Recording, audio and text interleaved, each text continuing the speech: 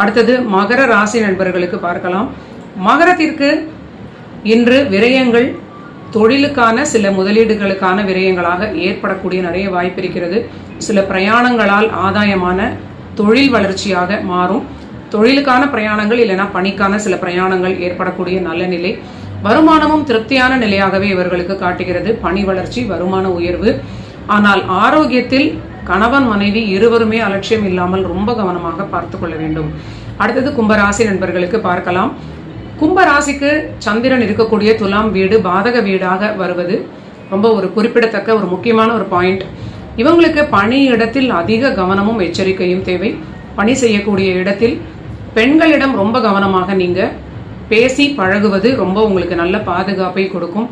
குழந்தைகளுக்கு மென்மையான நிலை. சிலருக்கு குழந்தைகளுக்கு சின்ன சின்ன மருத்துவ செலவுகள் ஏற்படலாம். நீங்களும் ஆரோக்கியத்தில் அதிக கவனம் காட்டுவது திருமண வாழ்வில் கணவன் மனைவி இருவருமே அதிக ஆரோக்கியத்தோடு இருப்பதற்குடைய எல்லா முயற்சிகளையும் கையாள்வது மிகுந்த நன்மை கொடுக்கும். அடுத்தது மீன ராசி நண்பர்களுக்கு பார்க்கலாம். மீன ராசிக்கு இன்று முழுவதும் சந்திராஷ்டமமாக இருப்பது அதிக விரயங்களாக இன்று நடப்பதற்கு வாய்ப்பு இருக்கிறது. சில வீடு வாகனம் தொடர்பான விரயங்கள், வீட்டிற்கு தேவையான ரிப்பேரிங் செலவுகளாக இருக்கலாம். ஏதாவது ஒரு பொருள் வீட்டில் இன்று செலவு வைக்கக்கூடிய நிலையாக சில விரயமாக ஏற்படுவதற்கு அதிக வாய்ப்பு இருக்கிறது. சிலருக்கு ஆரோக்கியத்திலும் அதிக கவனம் காட்ட வேண்டிய ஒரு நிலையாக இருப்பதனால் ரொம்ப எச்சரிக்கையாக இருக்க வேண்டும். என்ன நடக்கிறது அப்படின்னு நம்ம பார்த்து கொண்டே இருந்தால் நமக்கே புரிந்துவிடும். அந்த அளவிற்கு நீங்க ஓரளவிற்கு கவனமாக இருந்தால் மிகுந்த நன்மைகள் கொடுக்கும். ஆனால் தைரியம், தன்னம்பிக்கை பெரிதாக உதவும்.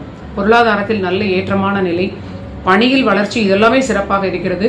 திருமண வாழ்விலும் மீன ராசி கண்டிப்பாக மிகுந்த எச்சரிக்கையுடன் கவனமாக வாக்குவாதத்தை தவிர்ப்பது மிகுந்த பாதுகாப்பை கொடுக்கும். நன்றி நண்பர்களே. இதுதான் 28ஆம் தேதி ஆகஸ்ட் மாதம் 2025 வியாழக்கிழமைக்கான தினப்பலன்கள். நீங்க எல்லோரும் என்னுடைய சேனலை சப்ஸ்கிரைப் பண்ணிட்டு தொடர்ந்து பாருங்க. மீண்டும் நாளைய பதிவில் சந்திக்கலாம்.